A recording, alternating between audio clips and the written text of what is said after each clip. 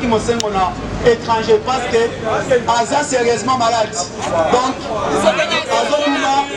Aza n'a soins intensifs, donc cas d'urgence. Mon semble au passionné, les locaux qui viennent bazo kende là.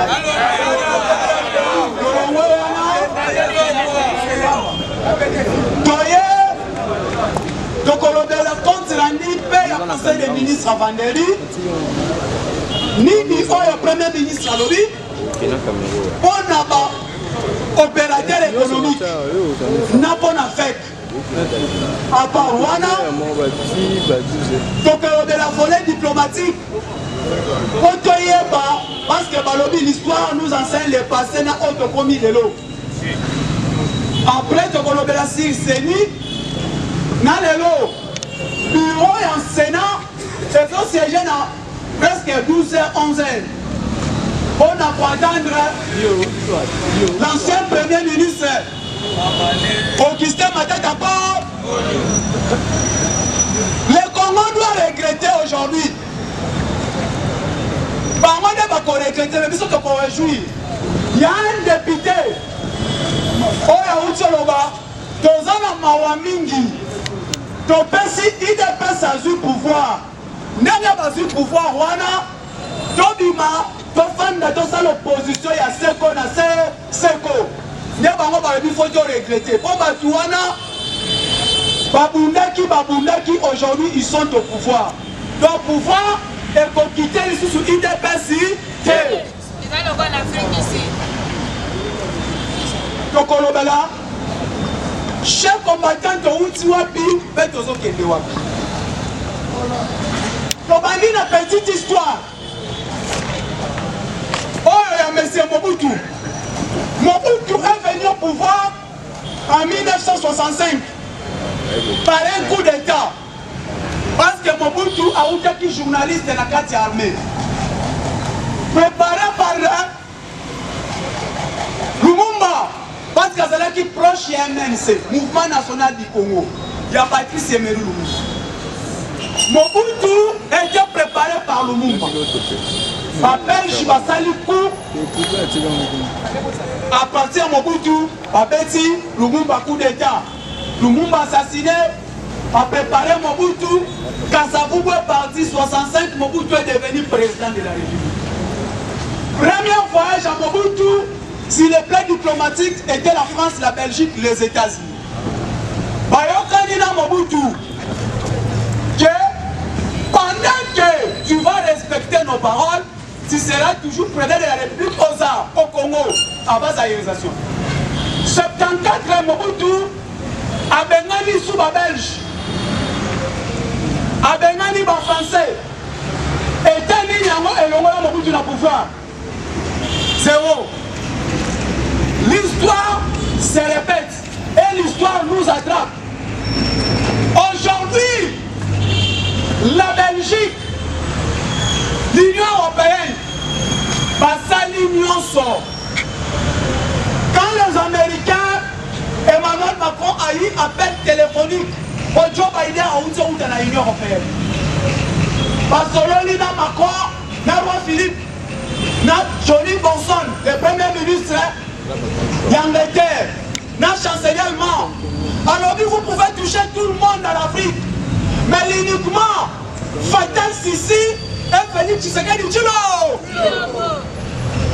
Toucher tout le monde en Afrique, à l'exception Abdel Fatal Sisi et Félix Tshisekedi Tshilombo.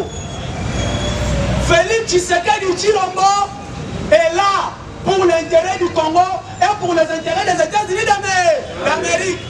Là où il y a nos intérêts, nous les Américains, il n'a qu'à rester. Si nos intérêts sont menacés, là on va voir. Mais il est là d'abord pour le Congo et pour les États-Unis d'Amérique. Une paix viva. Pour quelle raison? L'Union européenne, vous voyez qu'il faut le 21, j'avais pas que soit mis dans le monde. Les États-Unis, ils sont clairs. Vous voyez que bêtise Mobutu Salaki. Devant les réunions des Nations Unies en 94. Tant que Mobutu a dit que entre un ami et un frère, le choix est clair. Pendant qu'on a le Conseil de sécurité des Nations Unies, entre la guerre entre l'Israël et l'Égypte, il y a le clair à protéger l'Égypte, non Israël, parce que les Hébreux sont des étrangers. Après cela, Mobutu Batinela qui est émissaire au Balongo Laki. Et les Américains qui ont préparé un musée, pour que Baya à Kota. Et puis, mon qui a un musée, Moussa Bundakiwa, à Kota qui n'est qui s'en tombé. Mobutu dit qui s'en ne tombera jamais. Mais parce que lobby, qui s'en tombé à Kota. Aujourd'hui, maintenant, pour Fachi, attends au pays, on prépare une dengue. Parce que selon les Américains, clair, parmi les milliardaires américains, 75% sont des juifs. Et précisément, peuple hébreu. Quand ils travaillent avec les États-Unis, il faut soutenir Israël. Les lois, Hussein Moubarak, Sokia Kendaki, parce qu'il y a eu guerre avec la République d'Israël. Lélo Fachi est venu. Il dit il faut donner l'offrande pour Israël et prier pour eux, pour que tu puisses être béni. Et moi, en tant que chrétien, je vais respecter l'État d'Israël. Et Joe Biden est plus clair. Alors, il dit clair que non. Mais c'est Tshisekedi. Azan adresse Nenyamoko, Nenyachokanaki, et il respecte. Premièrement, à changer le volet diplomatique en Bokanaï. Deuxièmement, na Congo intouchable à Zate. Troisièmement, à relancer service économique de la République démocratique du Congo. C'est lui qui fera la guerre avec Tshisekedi, fera la guerre avec les États-Unis d'Amérique. Il est plus vivant. Pourquoi l'Amérique a dit guerre chimique? Il y a des armes nucléaires faciles. Et poche, il y a des armes nucléaires qui sont toutes les autres dans le Congo. Il y a des samedi. On a arrêté 8 conteneurs, il y a M. Katumbi. Un conteneur, castérite, manganèse, coltan bleu et uranium. Par conteneur, on a objectif de entrer pour Zambie, pour voler. Il y a M. Katumbi. Service de renseignement, notre deuxième nabuso est bloqué. Le même samedi, vendredi, samedi, M. Katumbi a Kinshasa.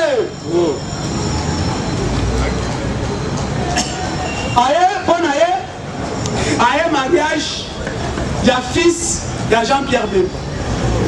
Totali Batu Bazala qui n'a salle, il y a mariage. Patali Tomoni, Laurent Gbagbo, président de la République Azalaki, conseiller en matière de sécurité, Totali tout, premier ministre, c'est tout consort. Mais moi j'ai vu Nadala Moïse Katumbi na salle, Azalaki. Une espèce vivante. Aïe, qu'on négocie comment Batika va contenir Naye. C'est ça qu'il venait chercher. Aïe, Koluka. Directeur général de la cadence séminaire à Longwa. C'est là il fait 10 points à la limite à Longwa. Pourquoi?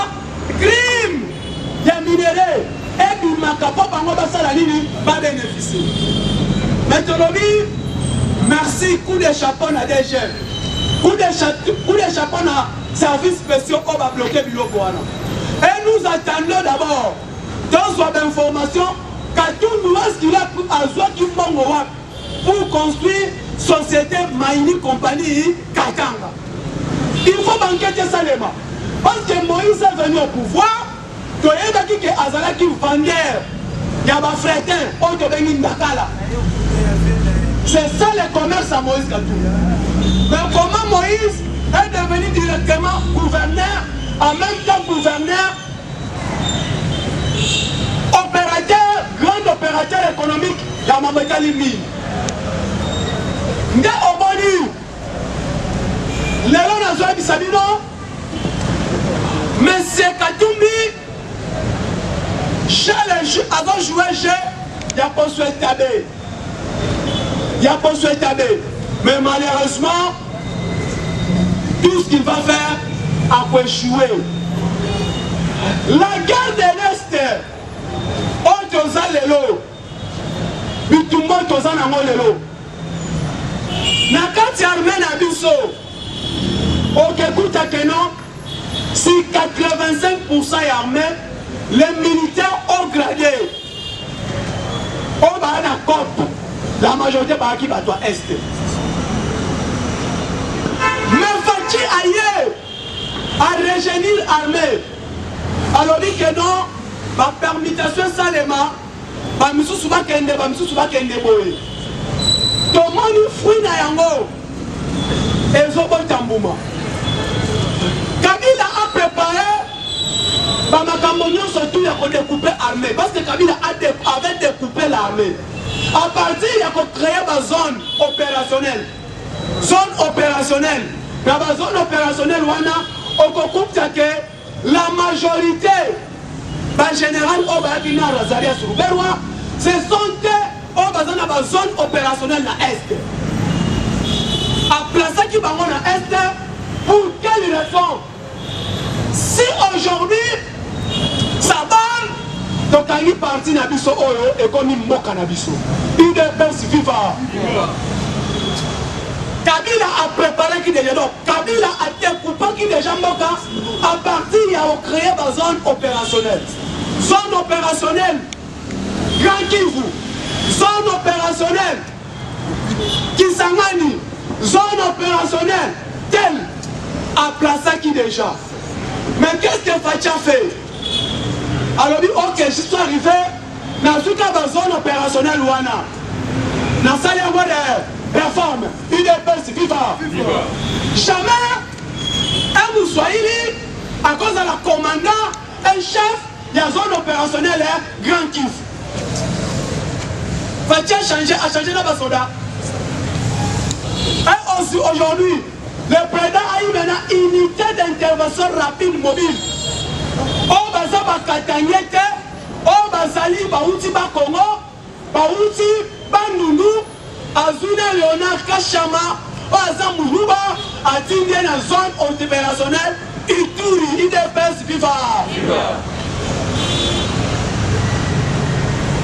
Azui, Grand Équateur, qui zone opérationnelle, qui a Grand Équateur, Azuna Général Nabango, Oamungala, a tenu Sikoyo, chef de commandant zone opérationnelle, Grand Kivu, IDPS, viva.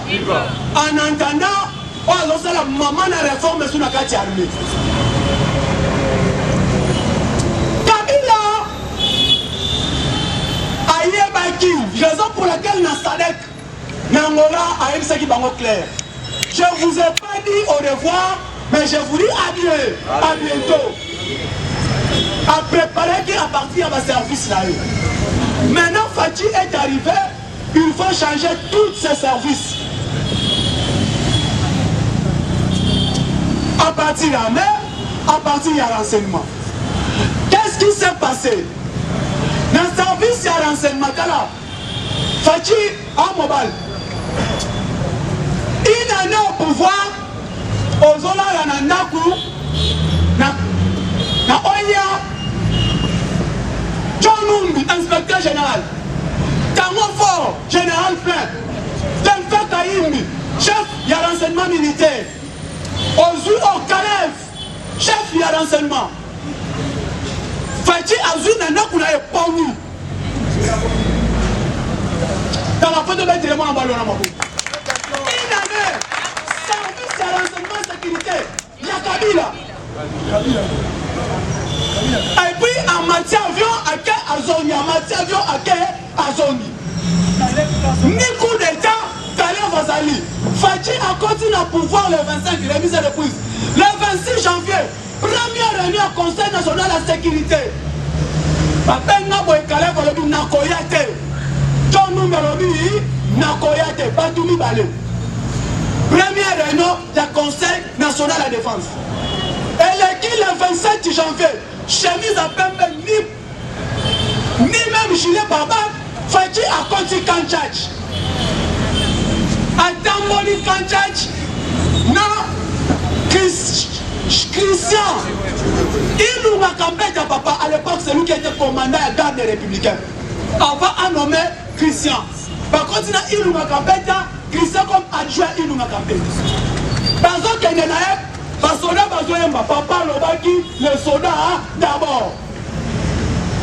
Pas qu'il n'y a pas de fatigue, maman va lui dire, il y a côté l'hôpital, fatigue. Christian dit, papa, qu'on était solo, je vais voir ça. À côté, quand Tchadj a tamboli à mon mobimba, si côté bâti zone intervention chef de l'État, on va aussi tomber quand il y a Bastiko Kabine, caméra tout, il y a un bon Mbanda Jamal. On va en zone d'intervention à Sika Oaché.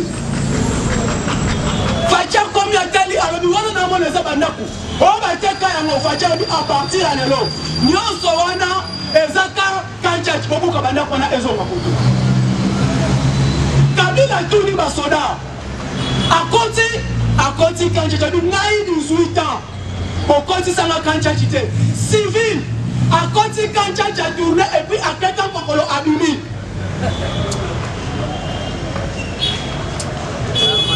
Les gens vont dire Kabila, oubliez Kabila. Lobby au Balani, au Tepa, Maison Blanche, dans 14 heures. Quand il dit des révélations comme pour la République démocratique du Congo, il faut qu'à moi. Selon les Américains, département d'État américain et si américain, basé plus clair, Katumbi, non Fayoulou, et bien non. Baba, c'est une histoire, il y a présidence, il y a République démocratique du Congo. Ok.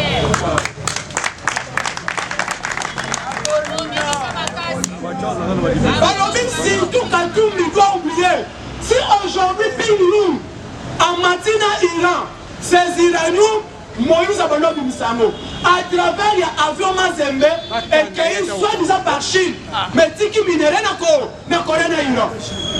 En complicité avec Joseph Kabila. Joseph Kabila ne vendait pas l'Iranium. Mais celui qui vendait des Iraniums, c'est Moïse Katumbi. Kabila, quand il s'est bibi ça, chaque autant de tonnes, Katumbi a joué à quel moment on a eu Naïra. Donc c'est Kabila et Katumbi qui ont vendu Iranium, magasin, manganèse, coltan, lithium, contemplé chez les États voyous. Le porte-malheur du peuple congolais, c'est Katumbi et Kabila. Si Katumbi est mauvais, Kabila aussi est mauvais. Si Katumbi est bon, donc Kabila aussi est bon. Katumbi était gouverneur 8 ans. Dans le Congo, 9 ans, pardon. De 2006 à 2015, Katumbi a quitté Kabila à quelle date? Katumbi était à Longwa par Kabila le 15 juin 2015. Katumbi n'a jamais démissionné au sein du PPRD. Voilà que ça nous affiche au Katumbi, lettre de démission n'a pas perdu. Celui qui a démissionné, c'est le premier ministre actuel. A comment lettre de démission dans la famille politique à Joseph Kabila. Sama qui avait démissionné officiellement. Katumbi avait dit 3e penalty, non. Mais non démission. Francis Kalombo, non démission. Papa Sabiso va acte de démission là-bas. Qu'ils ont démissionné Kabila. Mais par contre, Koutana, par contre, dans la réunion noire, pour préparer comment FCC doit récupérer le pouvoir. Pour préparer 3 personnes, il y a eu la première personne que Kabila se prépare pour lui, c'est Maniema Azonga na pouvoir. Comme Chagari a échoué, une autre de Maniema qui rentre au pouvoir. C'est qui? Augustin Maté Tamponi. Par exemple, ceux qui Maté Tamponi ne réussissent pas, on doit jouer maintenant comment le Katamien doit rentrer au pouvoir à travers Moïse Katumbi. Et nous disons, les peuples congolais disent, pas question, Fachi est là, il fait le 15 ans Fachi est Sili, le pouvoir doit rentrer dans le Congo central. Rien. Si Fachi finit le 15 ans, le pouvoir est dans le Congo central. Parce que le Congo central qui va marcher bien avec tout le démocratique. Si après Kassaï, le Congo central doit récupérer le pouvoir. Pouvoir est dans sous STT, et dans sous Katanga, il est best vivant. Après Katanga, après Congo central peut travailler à Bango, et mandat est fini. Là maintenant, ils ont retour au pouvoir dans le Grand Quartier. Pour Katanga, pas bon sana. Les Katanga ont fait 21 ans au pouvoir, le Congo reste pauvre. Les Katanga, ils ont fait 21 ans au pouvoir. 21 ans dans une amousse, les Katanga ont fait 21 ans. Batiki Komona et le Komoko, le fatigue il fait 15 ans. Fatigue là, des mandats, plus de 3-5 ans. Oh, Atika Mokana Balabala après de Akeli. Si Fatigue, assis ici, Tolobi Boye, à cause de nous, c'est moi, comment ça?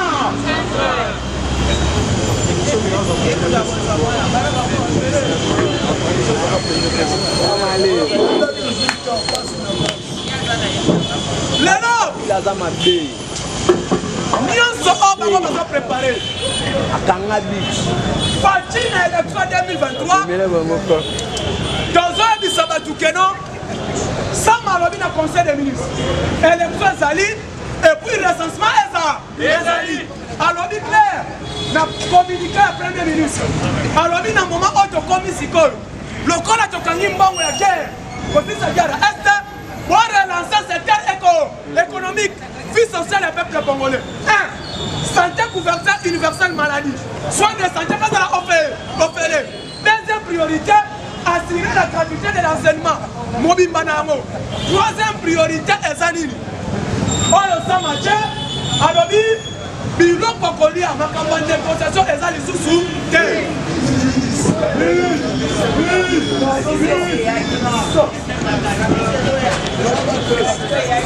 Il est best vivant. Il est best vivant. Sans malheur, il va y avoir un conseil des ministres. La communication, alors, moment où tu as commis, tu as dit que tu as dit que tu as relance le macro-système économique à Moka. Pour relancer le système économique à Moka, on doit voir les taux d'échange et vie sociale du peuple congolais.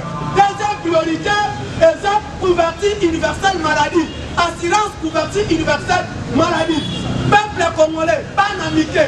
Tout, il faut pas passer totalement dans soin de santé. On fait. Il est festival. Voilà le communiqué, il y a premier ministre. Après le ministre, il faut peuple congolais à la recenser rapidement. Il est festival. Recensement total. Oya za Congolais atikali na Congo. Oya za étranger azongi na mboka na ye. Après wana, ndenge kotala siko makambo tali élection. Il est best vivant. Il est best vivant. Siko yo ofandi aux levé. Alors dit, eza priorité ya mandat chef de l'État. Le kakawana après communiquer à premier ministre et lundi sikoyo point d'information. Premier point d'information, c'est là qu'il y a le ministre national de la Défense. Alors, le premier point d'information, ministre de la Défense, à cause de ce dossier, les militaires, Babini, Baba Sepeli, Namakambo, président Alobi, Kokangaba général Obaza, corrompu, Nakatia Yambe, Baba militaire, Babini, Baba Sepeli, Namo.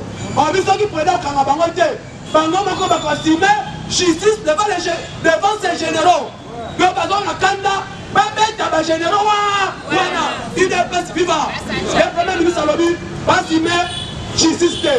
La justice militaire est qu'on s'occupe na badouana. Et Yesus, point d'information au ministre d'enseignement primaire, secondaire et technique, EPST, Tony Mwaba. Tony Mwaba Alobi, on a mis en œuvre la gratuité enseignement. On est effectif. Enseigne le premier ministre. Baba Kissa, tout deuxième palier, il y a des enseignants. Donc Baba Kissa, il y a deuxième palier dans le d'ici là. Après, on a enseignant au la province. On a un salaire par rapport à Awa. Pour Awa, les gars, pour le transport, on a un logement. Ba assurer bango course ruraux et ça $50. Après on a bas à ajout il y a parlé au bazouaka ba ça bango non surtout $50 les sous Nicolas salaire na bango na deuxième palier. Le premier ministre le bibo enseigne dans ministère sectoriel. Dans ministère sectoriel na chaîne de dépenses.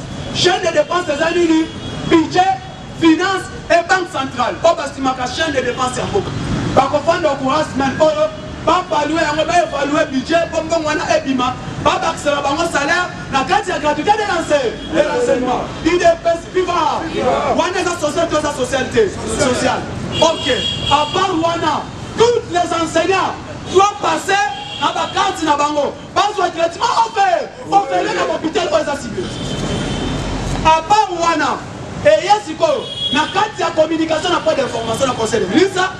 Nous avons soutenu ce point Moussous. Et voilà qui ministre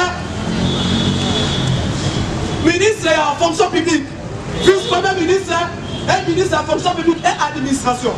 On te bénit dans le combo, il y a Jean-Pierre Liaou. Liaou a lobby dans le conseil des ministres. Liaou a lobby pas doublant, non pas quadruplant. On a qui n'a qu'à listing des pays. Dans la Kindoki. Moutoumoko a 4 cartes à la salaire. Donc, Babengiye, Mafuta, Masamba, Mustafa. Nakangi photo, Souki Ebele, Mande Fodeli. Nana carte. Nakana fi, Masamba, Mafuta, Mustafa. Kamoutoumoko. Nakati Souki na Kongo na Longoli Mande. Nazana carte. Babengiye, Mustafa, Masamba, Naï Moko Kala Kompo Moko Wana. Nazwaka salaire 3 fois.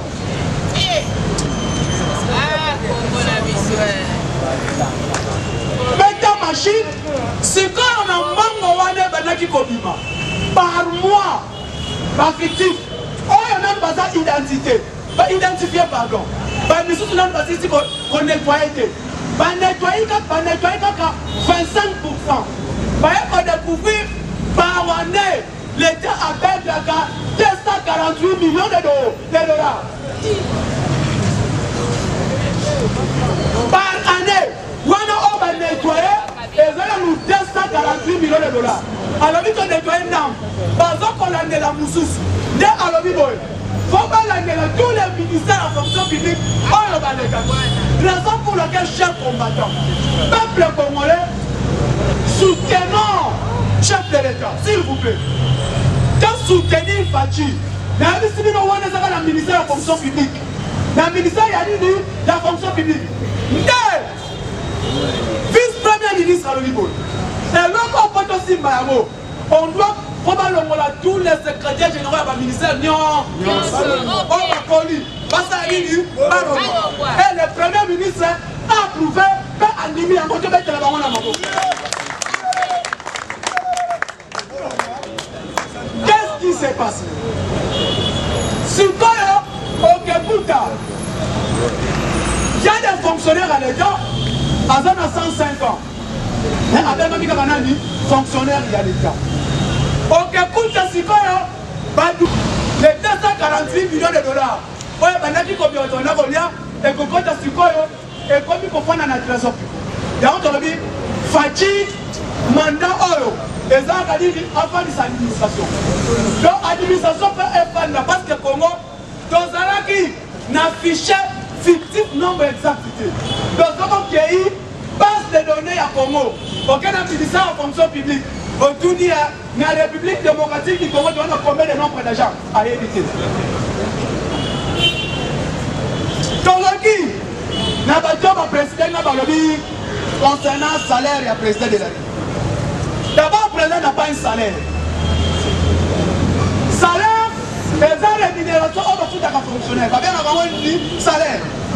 Si quand même ça a un salaire, il y a président de la République. Il faut demander que Christian n'est pas dans le Kaduna. Mais c'est le président de la République. Rémunération, on va combien? On va foutre à Kayo. Après qu'on travaille d'abord, le salaire est en convention. C'est un contrat.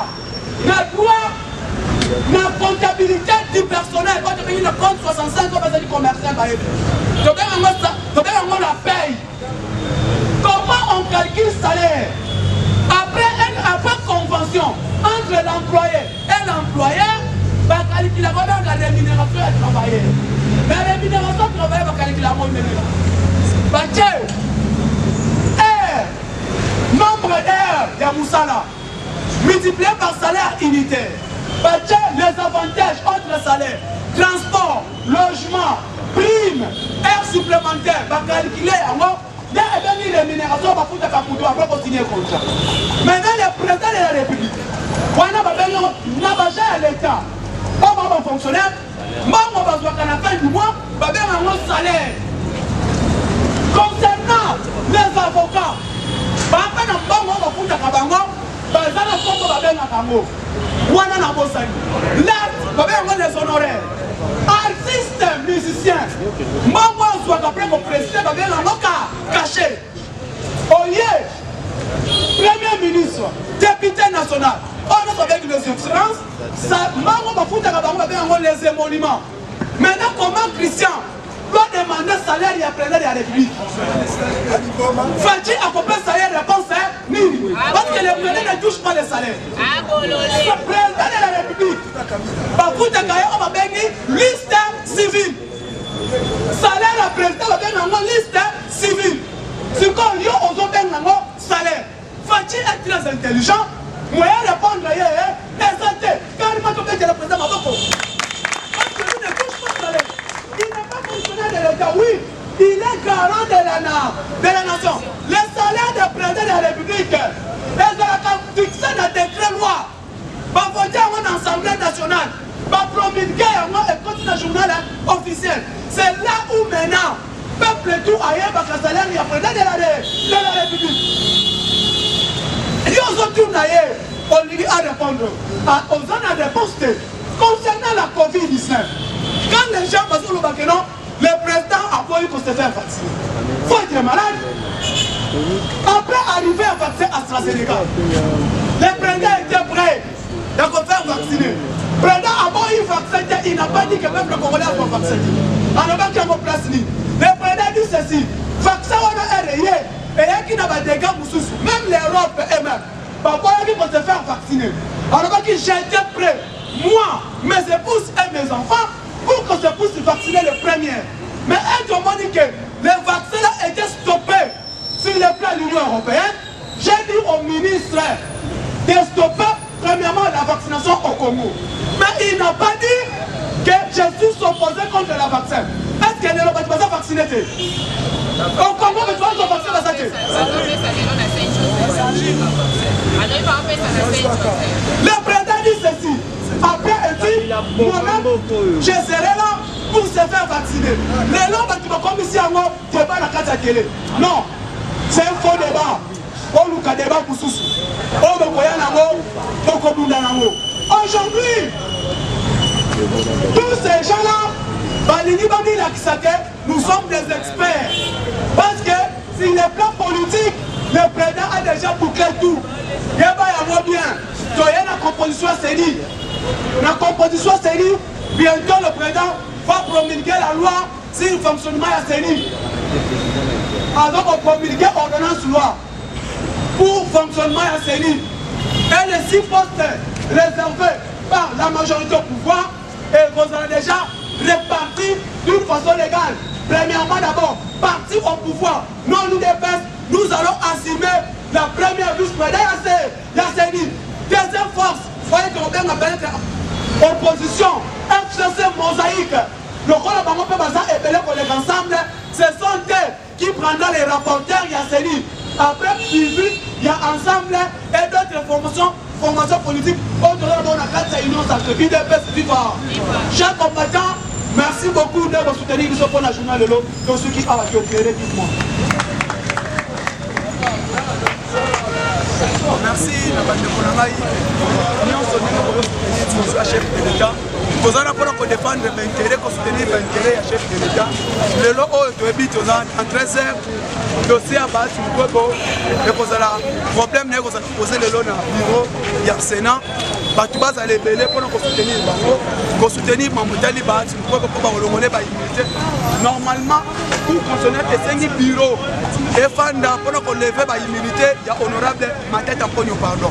Il y a encore sa réunion, dans le bureau, il y a Sénat pour l'immunité à ma tête en pognon. À part Wana, nous allons soutenir plusieurs chefs de l'État, et nous surtout soutenir plusieurs chefs de l'État.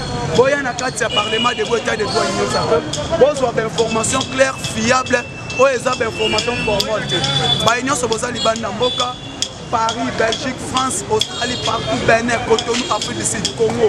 Nous sommes allés pour soutenir le Parlement de l'État des droits de l'Union sacrée. Nous avons prière sur le plan spirituel, matériel et financièrement. Vous avez plus de 143, 89, 86, 52, 097. Plus de 143, 89, 86, 52, 097. Je vous remercie.